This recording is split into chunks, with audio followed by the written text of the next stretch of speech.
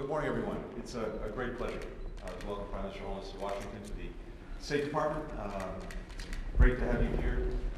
We now have 60 years of independence to celebrate, 60 years of our own diplomatic relationship, but especially the work that we're doing together today that really is making a difference and making a difference in the lives of people in both our countries. I really want to applaud Mr. Prime Minister, your very strong economic leadership in Jamaica and our partnership in the Caribbean, which I think has never been better, and that's in large part due to your engagement and your leadership. So we're very pleased to have you here to talk about many of the issues that bring us together in our own region, but also issues that are affecting people globally, from climate to COVID to other things. And we're, of course, looking very much forward to working together on some of the articles which is coming up. So thank you very much for being here. I'm looking forward to a good conversation. Welcome.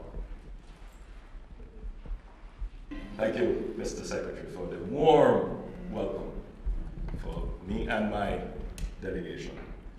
We've had several meetings which have gone very well, including a meeting with the Vice President. Jamaica and the United States have had a very long and strong relationship, particularly on the people-to-people side of things. From a government-to-government perspective, Jamaica and the United States have shared values and ideals. We're both strong democracies. And in an era where democracy is not necessarily the inevitable state of nations, it is important that democracies work together to strengthen their partnerships and to explore ways in which we can help each other. I'm pleased to report that Jamaica has made significant progress in its macroeconomic development, particularly with its fiscal stability and sustainability and debt reduction. We were able to do this with significant help and facilitation by the United States. And we're here to express our gratitude for that help. We are now at a point where we can pivot to other areas of our economic and social development, our human capital development.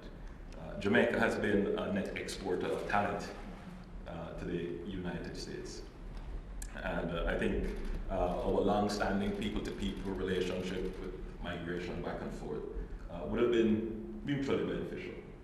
But Jamaica is in a state now where its growth potential, its growth horizon could potentially be limited by its human resource development. And this is an area in which we want to explore ways in which we can further partnership. The present global geopolitical instabilities have highlighted the vulnerabilities of small island developing states. We take great note of yesterday's announcement by President Biden regarding the release of strategic reserves. We hope that that will have a positive effect on the reduction of oil prices, and hopefully it will be beneficial to the small island countries and developing states like Jamaica, who are facing a really very difficult time just coming out of the pandemic and then being hit with these other geopolitical issues over which we have no control or any cause. We have to also discuss matters of climate change. We met in COP, and we had very good discussions as to how small island developing countries could be assisted and facilitated. And then there is always the issue of our national security and your security interests in the region. We are in a region which is considered your third border, and the ability of states within the region to control their domain, control their maritime borders and their land borders is critical. Obviously, crime and violence, lottery scamming, these are areas in which we can have great discussions and great partnerships. And then there is the issue of how do we convert our democracies into prosperous economies? That is the real challenge. How do we get our democracies to be prosperous for our people? And I think for small island developing states like Jamaica, a small shift in policy, economic policy, could result in gains that are significant, both for our economies, but for your economies as well. Jamaica considers itself to be a friendly nearshore destination for investments and production capacity.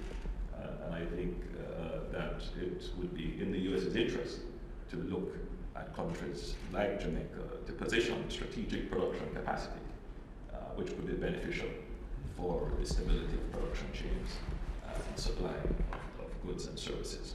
So, Mr. President, Mr. Vice President.